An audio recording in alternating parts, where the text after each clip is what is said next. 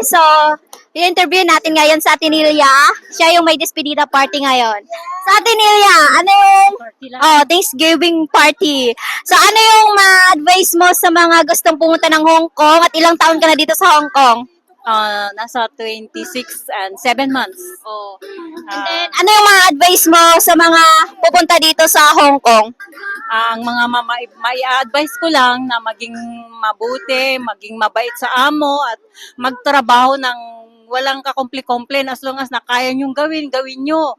At saka kailangan lang ng patient at ang kailangan na magkaroon ka ng determinasyon upang at mag-focus ka sa trabaho mo para maging kaaya-aya ka sa amo mo at ganun din sa'yo at ituring mong kapamilya ang iyong sisilbihan upang ganun, ganyan din ang gagawin nila sa inyo. Kasi bandang huli, sa una talaga mahirapan kang mag-adjust. Pero at the end, pag nakita nila yung serbisyo mo na maganda, magiging kapamilya ang turing nila sa'yo. Kaya yun, pagbutihin lang ang pagtatrabaho, maging tapat. Number 1 yung katapatan mo. Dahil yun ang gusto ng mga employer, ang katapatan. Kaya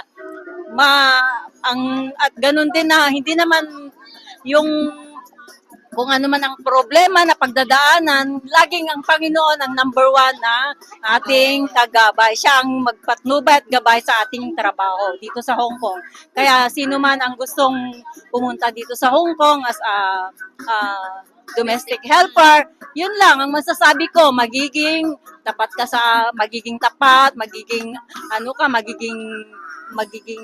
mabuti ka, magiging maayos ang trabaho mo sa amo mo at ganun din ang pakikitungo sa'yo. Yun lang, masasabi ko. Salamat ko. Oh, so yun, so may balak dito, yun, i-take note nyo yun, at magiging maganda yung pagtrabaho nyo dito sa Hong Kong. And that's all. Thank you. Bye!